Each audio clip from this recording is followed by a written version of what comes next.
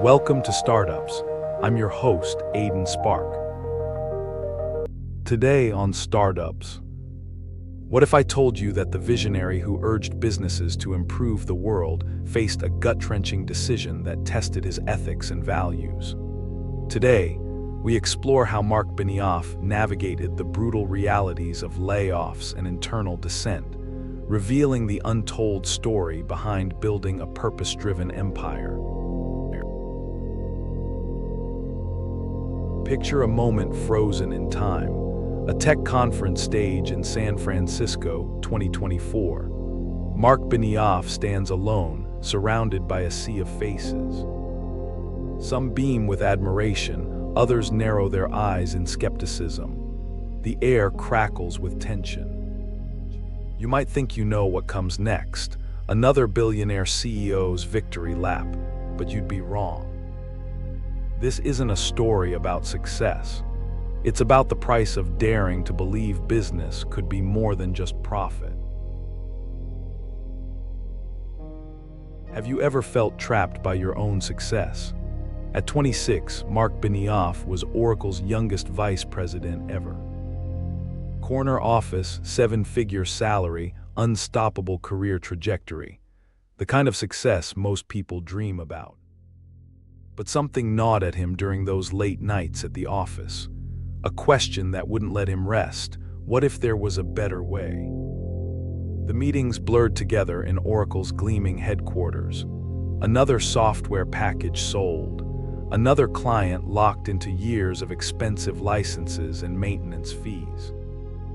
The system worked perfectly, for some, but Benioff saw the small businesses left behind, the innovation stifled by cost and complexity.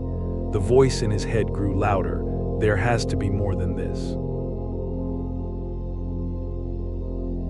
Rewind to 1979. A teenage Marc sits cross-legged on his bedroom floor in San Francisco, the smell of soldered circuits mixing with the salt air drifting through his window.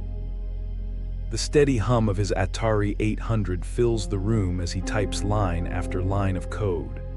His first program, How to Juggle, sells for $75. Small change, perhaps, but in that moment a spark ignites. You see, this wasn't just about writing games. Even then, Benioff understood something fundamental. Technology should empower people, not restrict them. That belief would simmer for decades before boiling over into action. 1999. A cramped San Francisco apartment becomes command central for the most audacious gamble in enterprise software history. Benioff has walked away from Oracle, leaving millions in future compensation on the table. The idea sounds almost naive in its simplicity. What if software could be delivered like electricity? No massive upfront costs, no complicated installations, just log in and go. The skeptics are everywhere.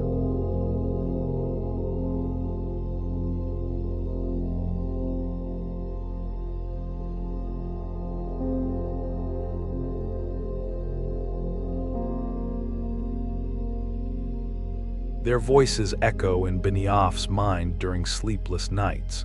But he knows something they don't. The old way is dying. The future demands something different. The early Salesforce office hums with nervous energy.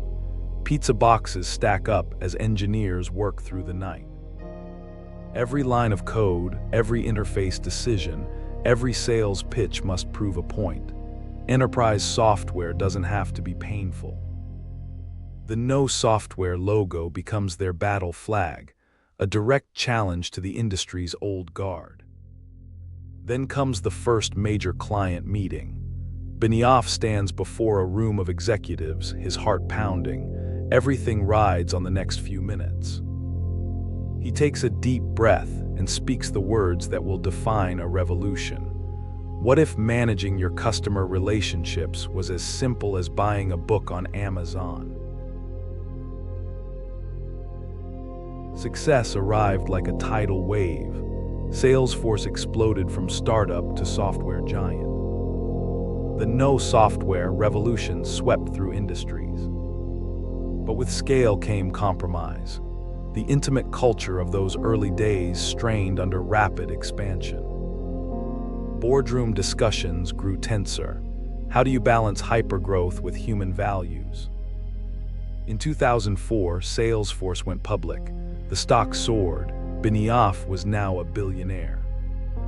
But something still felt incomplete.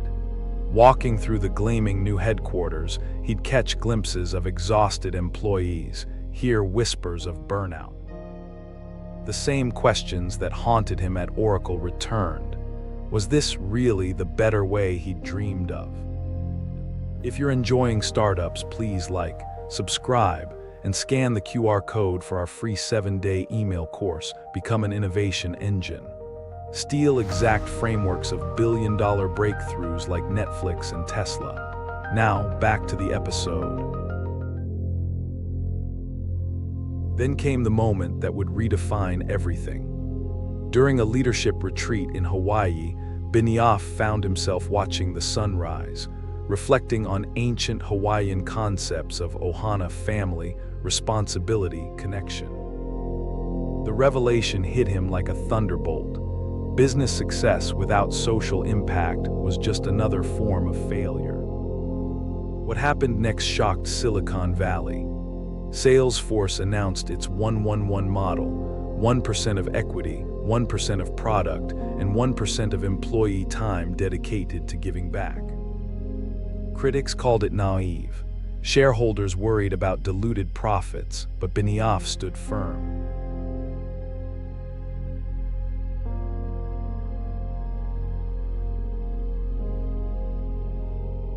"2020 brought the ultimate challenge: global pandemic, economic uncertainty.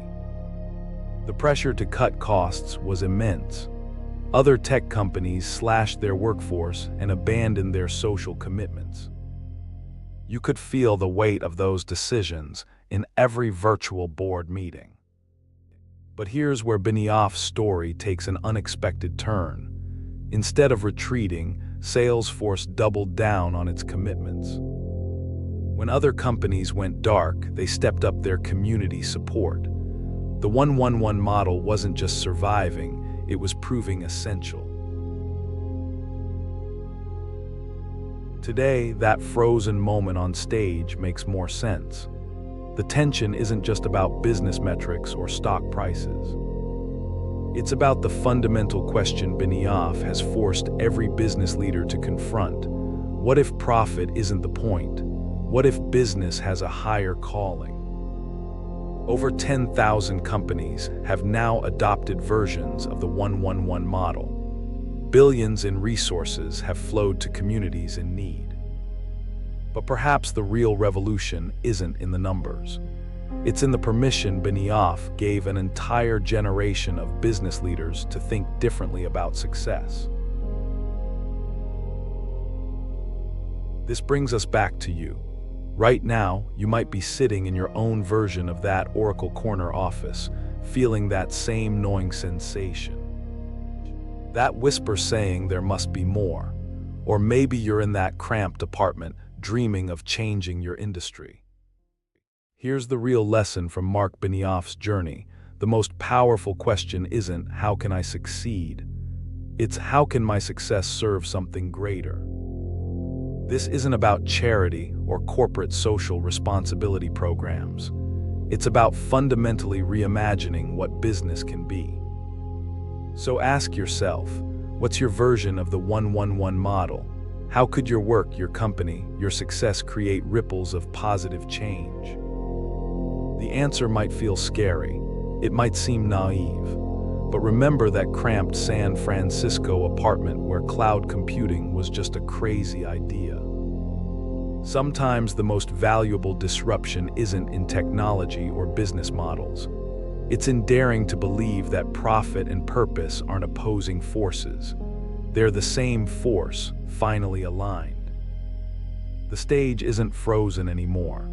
Benioff speaks, but his message isn't about software or sales or even success. It's about you and the choice you face every day. Will you be content with building a business, or will you dare to build a legacy? The revolution is still waiting for its next leader. Are you ready to step up? On the next episode of Startups, Marc Benioff showed us how ethical business practices can revolutionize an entire industry. But what happens when innovation outpaces our ability to control it? What if I told you there's someone who wrestled with the very soul of artificial intelligence? The secret behind OpenAI's rise and the tightrope walk between progress and potential peril is a story you absolutely need to witness. It's about a Midwest prodigy turned tech visionary and his journey to make AI not just powerful but responsible. Next week, we delve into the world of AI pioneers and how they are shaping our future. Our next episode highlights a figure who stands at the very forefront of this revolution, grappling with the immense power and ethical considerations of artificial intelligence. Please like, subscribe, and scan the QR code or follow the pinned link to get our free 7-day email course. Become an innovation engine. 7 days, $7 billion frameworks. Transform from idea person to startup innovator by learning the exact playbooks that built Netflix, Tesla, and SpaceX. Click the video that just popped up to watch the next one in this series. Or for episode summaries, behind-the-scenes info, and more, go to daily8.com/su. Thanks for watching.